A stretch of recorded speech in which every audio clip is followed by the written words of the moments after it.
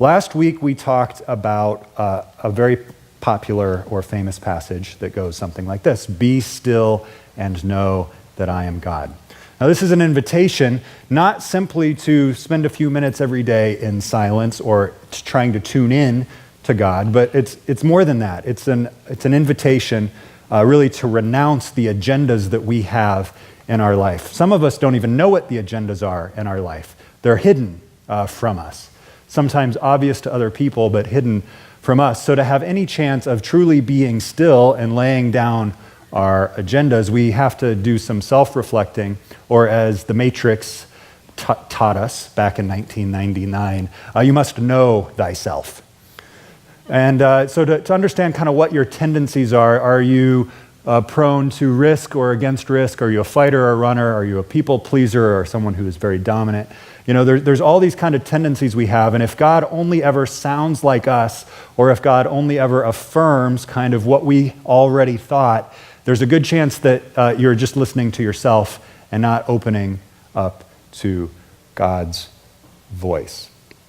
And then to know God is actually to experience God. Like there's an experiential knowing that kind of is designed to help us understand or to connect with God in a way that leads us. So like whether we're just trying to hear God for the relationship and the friendship that we're seeking from Him, or whether we're trying to make decisions, these are some of the principles or filters that we want to apply. So we'll read from James 1 and keep going on in this series. He says, this is probably Jesus' brother writing this letter to Christians who are scattered throughout the Roman Empire. "Dear brothers and sisters, when troubles of any kind come your way, consider it an opportunity for great joy." That sounds pretty difficult, right? When troubles come your way, consider it an opportunity for great joy. This is different than suppressing negative emotions. That's not what James is saying here. It's different than pretending that everything is okay. It's different than stuffing down the things that are hard or painful. What is he saying? He's saying, for you know that when your faith is tested, your endurance has a chance to grow. He seems to be saying actually the opposite of ignore the problems in your life. He's actually saying face head on and be honest about the difficulties in your life so that you can develop endurance. So, verse 4, let it grow, for when your endurance is fully developed, you will be perfect and complete, needing nothing. In other words, perfect and complete. You'll be whole. Like you cannot be whole. You will not be able to find joy in trouble unless you face your stuff. But you need more than that, actually. You need more than just, a willpower or a courage to face your stuff. You need something else. This comes to us in verse 5. If you need wisdom, ask our generous God. That's a great modifier for God. If you don't understand that God is generous, you won't understand much about Him. If you need wisdom to navigate your life, even when it's difficult, ask our generous God, and He will give it to you. He will not rebuke you for asking. But when you ask Him, be sure that your faith is in God alone. Do not waver, for a person with divided loyalty is as unsettled as a wave of the sea that is blown and tossed by the wind.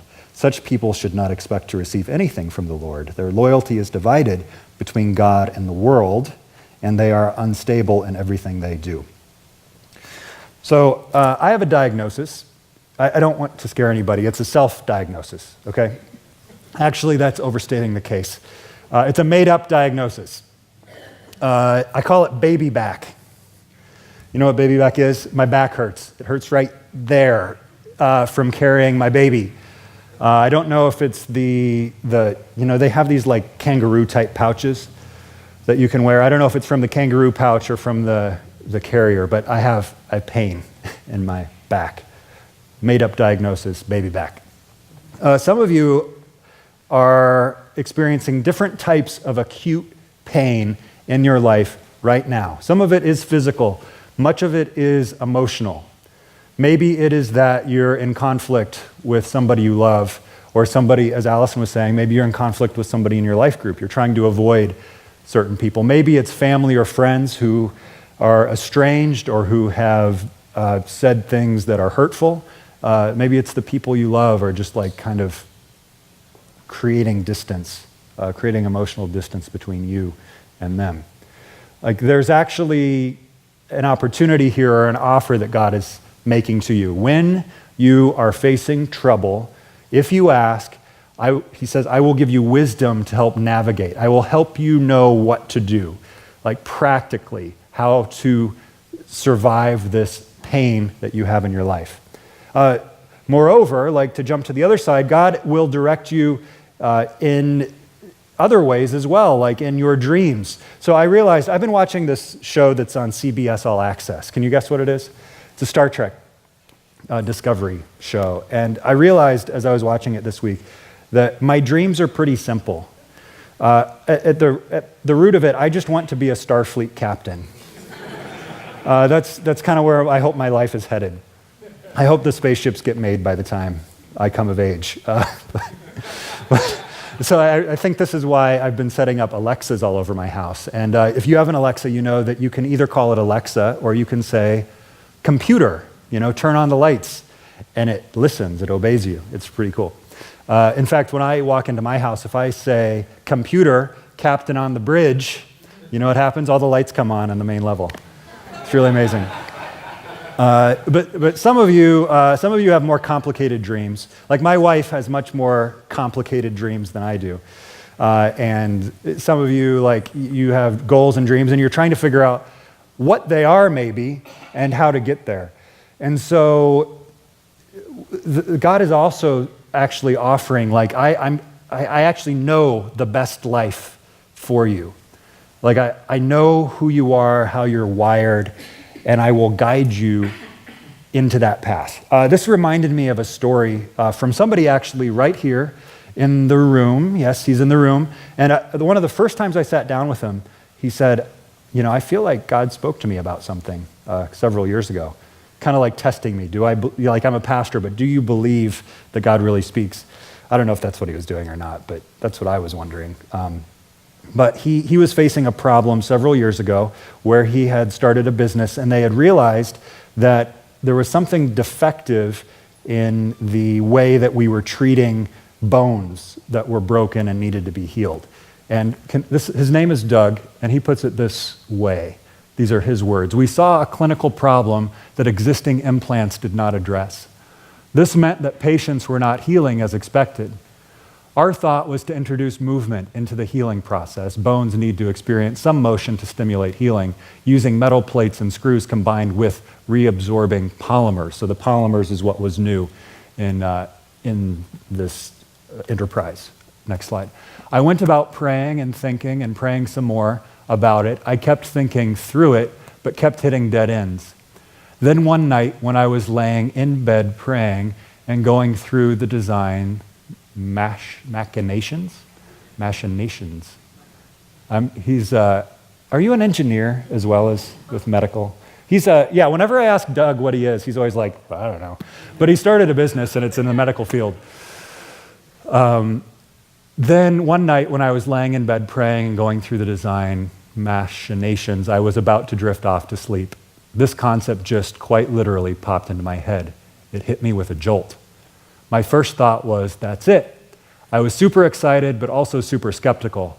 I didn't want to be the one wrong this time. So much about Doug's language in trying to discern or figure out, seek God for help, but then follow that guidance, I think is so right. He gets so many things right, and it's so honest, right? I didn't want to be wrong, which is a normal feeling when we feel like God has led us in a certain way.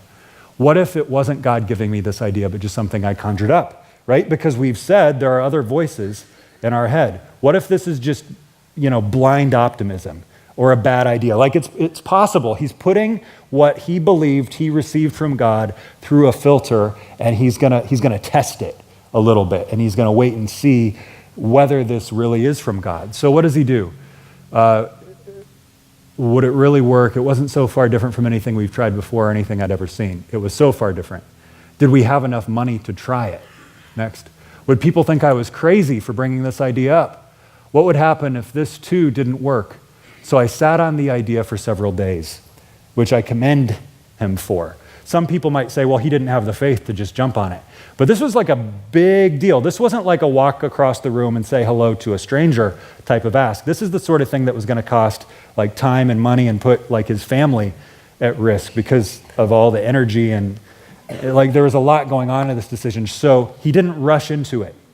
And I would say, just like as a general rule, if you feel like you're being rushed or pushed or like drug forward, I would question if that's God or not. And so he kind of just sits and waits for several days, probably more like a week or two. I modeled it up and remodeled it. I spoke with some folks about it. Another great principle for testing as to whether this is God's will or not. It wasn't just I got this personal thing that God told me, and I'm just going to do it without asking anybody else's input. He had people in his life who he trusted, who he could trust to be honest with him. He went to them, and they gave input. That doesn't mean he followed everybody's input, and it doesn't mean he asked just anybody for it. But he didn't just like hide it from the world and go off on his little quest to build this thing, okay? Everyone agreed it was worth a shot. Long story short, in 2011, we received the newly made parts while we were on vacation in California. I still remember the moment myself and a friend tested it in the garage at the beach. It worked. It worked really well, and now it's being made for real, sold and implanted into patients. Pretty cool, right? Like, and it wasn't even, it was over a long span of time. He was wrestling with God. He was crying out to God. He felt like God actually gave him a design that was different than they had tried, that was different than anything they had ever seen. And how did he know? Could he prove that it was God's voice? He could not prove it. But there was reason enough for him to follow it because he thought, this doesn't sound like me, right? Like this doesn't sound like the sort of thing that I would just conjure up. And it was in this place of like receptivity to what God was going to say. So, I want to look back at James here again to just guide us forward a little bit. James said, if you need wisdom, ask our generous God and he will give it to you. He will not rebuke you for asking. But when you ask him, be sure that your faith is in God alone. Do not waver, for a person with divided loyalty is as unsettled as a wave of the sea. Now, when I read that passage, when I first read that passage, I should say, with the lens of, wow, God actually speaks to us today, I probably I applied it to my life in the wrong way. So what I started doing, maybe some of you have done this, is I started asking God yes or no questions. So at the time we were looking for a place to plant a church, and so we were looking at these different cities. And so I would sit and I would try to focus on God really hard, and I would say things like, should we move to Traverse City, Michigan? And I would get a yes, no, wait. It actually felt like I was getting tossed back and forth by the sea. And I think it's because I came to God, I don't know, in the wrong way and the right way. I don't want to put right and wrong against it, but it wasn't a helpful way because I misunderstood what this passage was saying. The passage is not saying, if you feel like you receive something from God, go with it, don't test it, whatever it takes, whatever you have to sacrifice, however dumb it sounds, just go and do it. It's not saying that. What it is saying is you need to put your faith in God, not in what you just believe that you heard or didn't hear from God. That actually, I think, can get really frustrating, okay? Putting your faith in God, what does that mean? Putting your faith in God is actually trusting that what God will lead you into and what God wants for your life is perfectly good and for your well-being and for your wholeness. You get that because as you read, he talks about a divided heart. He said, if you doubt or if you don't trust that God's will for you is good, then you have a divided loyalty. And that's one of the ways that we talk ourselves out of what God is actually calling us into, right? So we get the sense that God is leading us to move to a certain place or take a certain job or date a certain person or marry a certain person, right? And what we will do is we will try to talk ourselves into or out of things. So we feel like God is leading us a certain way, and instead of waiting and being still and pausing and giving God time to kind of work in our hearts, we will immediately come up with the 5 reasons why, taking this job is good, or 5 reasons why taking this job is bad, right? We'll talk ourselves in or out of things, and essentially put our trust in ourselves or in the salary that's being promised, instead of in the reality that God might ask us to do something that pays less, but that will be better for us for reasons that we can't quite tell or can't quite see. One of the first times that I feel like God led me into a big life change was when, at the very end of my master's education, I was ready to take a church that already existed. The great things about churches that already existed is that they pay salaries and there's people already there. It was in Willard, Ohio, which none of you know where that is because it's not really anywhere. But in the course of 12 days, I had 3 people ask me the same question. Hey, have you thought about church planting? These people didn't know each other. Hey, have you thought about church planting? They weren't even really in the same type of church. Hey, have you thought about church planting? And so the next step wasn't, well, I'm dropping everything in church planting. It was, I need to start thinking about church planting. I think God is trying to get my attention, and I would have never chosen it for myself. Because, well, the reasons I gave were we're newly married, Allison and I. It's going to be hard on our marriage. And I don't know what I'm doing because I'm young and dumb. And what about the money? And all those things were very true, right?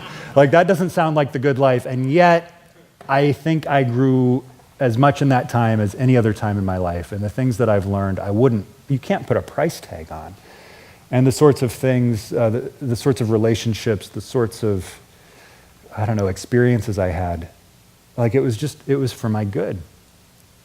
I just wouldn't have seen it that way. It felt like really hard and a huge sacrifice.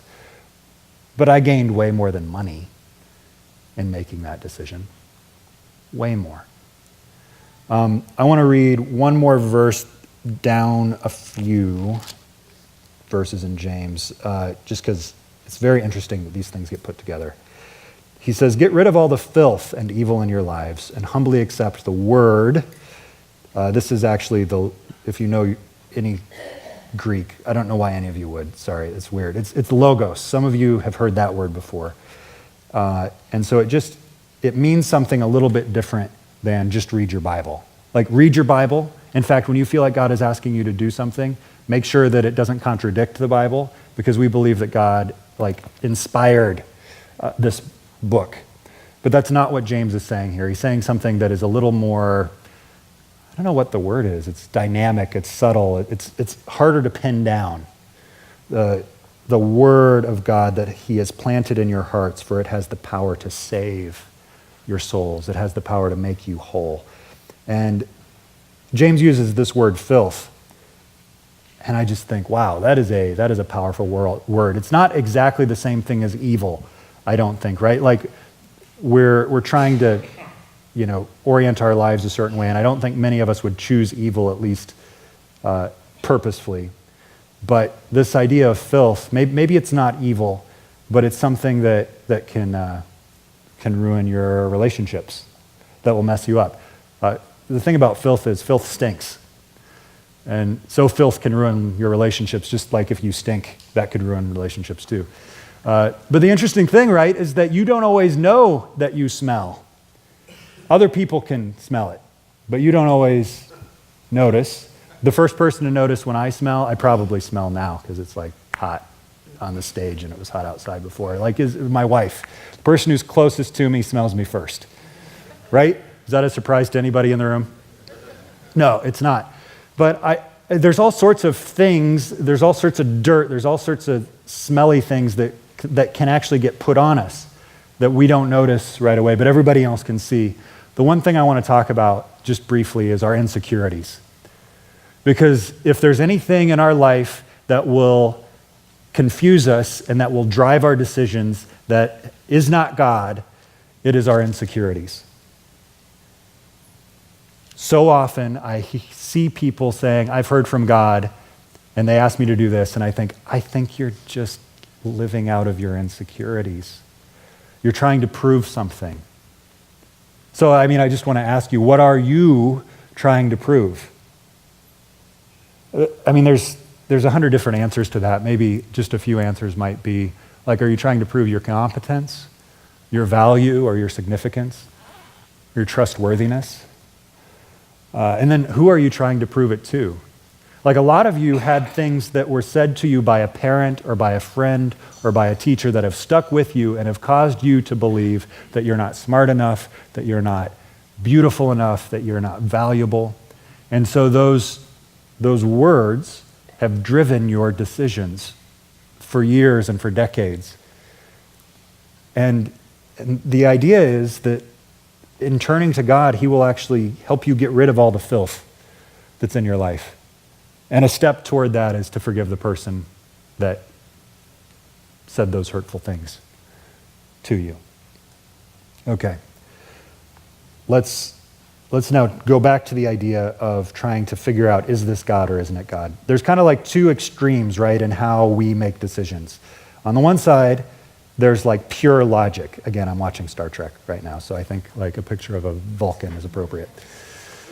For some of us, it's not actually logic. For some of us, it's just emotion, right? Like we make decisions on pure emotion, right? We do what feels good, or we do what we want to do, or whatever. But on the other side, and this is kind of what we all hope for, right? We hope, that's Charlton Heston, old movie. The colors are funny because it was filmed in black and white, and they went in and colored it. I don't know. Has anyone seen this movie? The Ten Commandments. Yeah, so Moses over there on the left, he was actually given a pillar of fire so that he knew where to go. Wouldn't that be great? Like a pillar of, and then he was given tablets so he knew what to do. And that all started because God spoke to him in a burning bush that wouldn't burn up. Like we all kind of are hoping for burning bush moments. And I feel like that maybe happens once or twice maybe in a lifetime. I don't know. And even I would say, if we think we're having a burning bush moment, it actually falls somewhere in the middle of this needs to be tested. Like, man, this feels like God, and I'm pretty sure it's God, but I might just be fooling myself into thinking or believing that this is God, right? And so we have this big spectrum in the middle.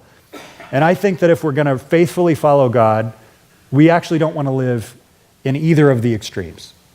Like, we don't actually want to just lean on logic or just lean on our feelings. We want to lean on a discernment process that tests whether we're hearing God's voice. Does this match his character?